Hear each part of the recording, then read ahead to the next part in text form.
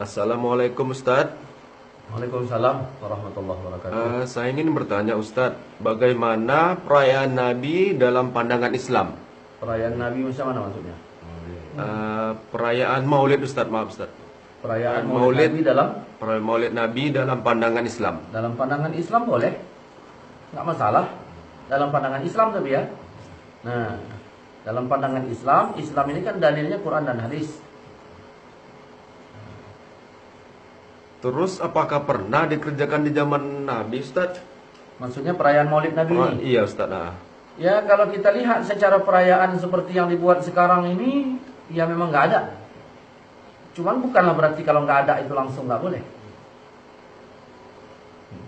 Terus sedangkan dalam Al-Quran telah diterangkan bahwasannya agama itu sudah sempurna Ustadz, nggak bisa kita tambahin dan tidak bisa kita kurangi lagi Ustadz. Oh, di sini salah besarnya di sini.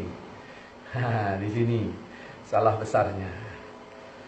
Al-Quran surat Maidah ayat 3 itu mengatakan, pada hari ini telah kusempurnakan agamamu untukmu. Nah, cuman sempurna itu kita tanya sempurna sebagai apa?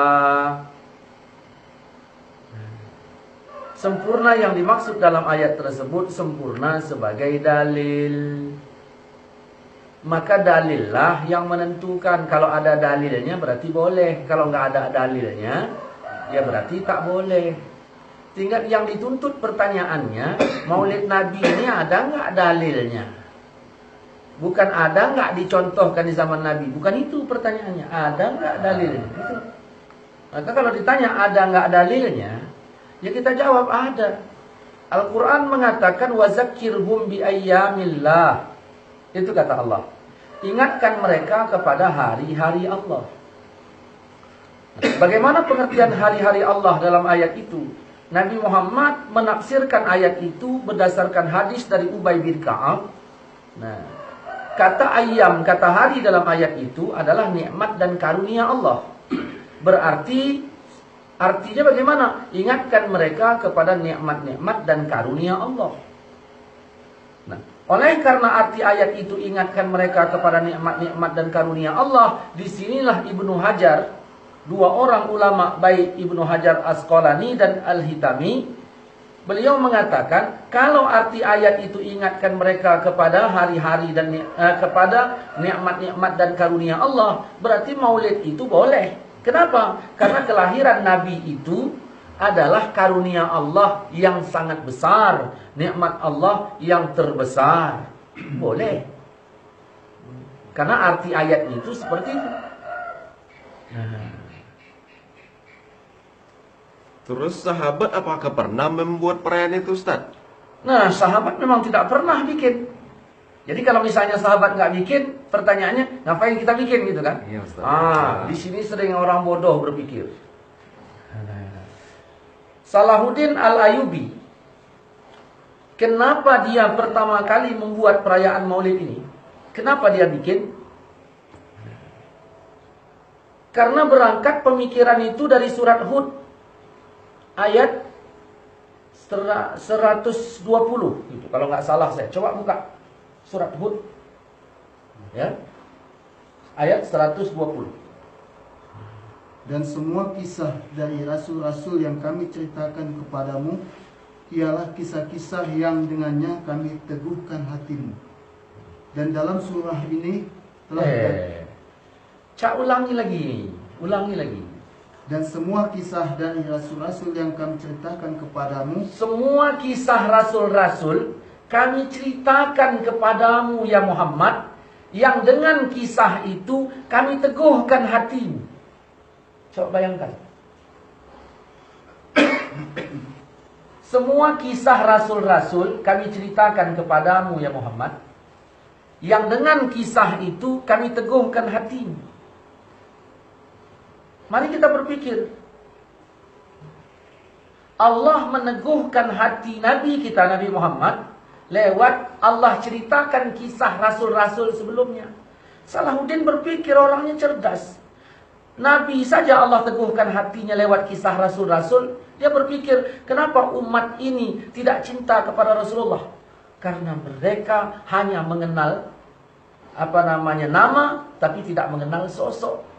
Maka dikumpulkannya lah umat segitu banyak, dipanggilkannya ahli sejarah untuk menceritakan kisah Nabi Muhammad supaya umat ini cinta kepada Nabi Muhammad. Sahabat kenapa nggak bikin? Kan gitu. Sahabat kenapa nggak bikin? Sahabat ngapain pula bikin acara perayaan yang seperti dibuat oleh Salahuddin Al-Ayyubi? Orang sahabat hari-harinya pun sudah bersama Nabi.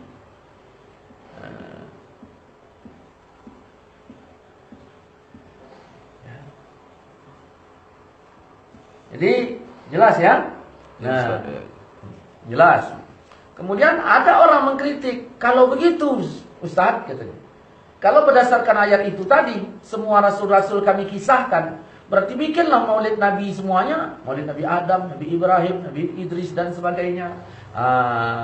Di sini kita harus bijak berdalil. Coba buka surah An-Nisa ayat 164. Coba buka An-Nisa ayat 164. Nah.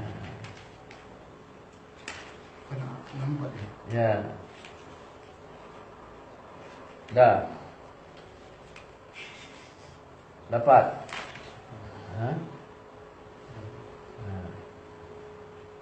Dan kami telah mengutus rasul-rasul yang sungguh telah kami kisahkan tentang mereka kepadamu dahulu. Terus? Dan rasul-rasul yang tidak kami Nah, kisahkan. kan jelas di sini.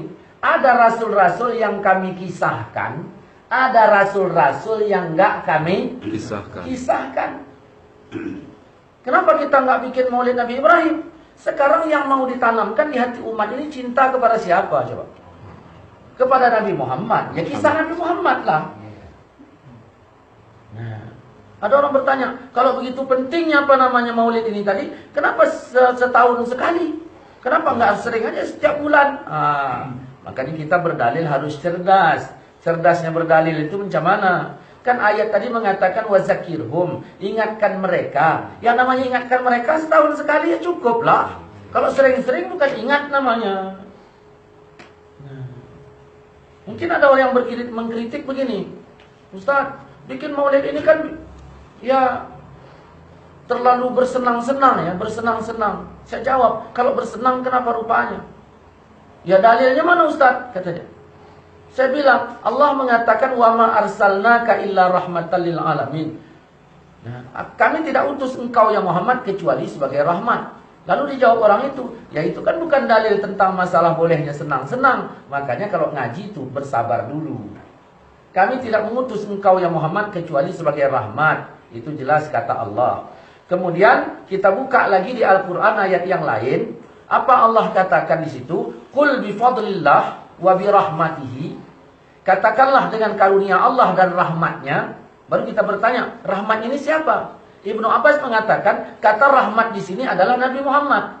Maka lengkaplah pengertiannya. Katakanlah dengan karunia Allah dan rahmatnya, maksudnya Nabi Muhammad. Fabizalika falyafrahu, hendaklah dengan demikian mereka bergembira. Siapa yang nyuruh bergembira? Yang menyuruh gembira siapa? Allah. Tapi begini Ustaz, orang-orang sekarang terlalu mengagung-agungkan. Saya kadang-kadang heran.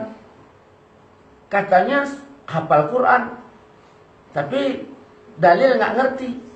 Orang sekarang terlalu mengagungkan Nabi Muhammad. Ya kita tanya, Nabi Muhammad itu pantas nggak diagungkan? Pantas nggak? Pantas. Kenapa? Jangan main jawab-jawab aja. Buka surat Qalam ayat 4. Dan sesungguhnya kamu benar-benar berbudi pekerti yang sesungguhnya engkau innaka la'ala khuluqin azim. Sesungguhnya engkau Muhammad punya budi pekerti yang agung. Nabi Muhammad itu diagungkan dalam Quran. Allah mengagungkan Nabi Muhammad. Masa kita yang ikut Allah meremehkannya? Cobalah. Kita meremehkannya. Orang-orang yang mengagungkan Jokowi aja sekarang ini, yang hebat kali dia menjagungkan Jokowi, cak kita remehkan, pala ada. Allah mengagungkan Nabi Muhammad. Datang awak yang ingin masuk surga Allah ini meremehkannya atau nggak mau mengagungkannya, macam mana? Disitulah kita berpikir.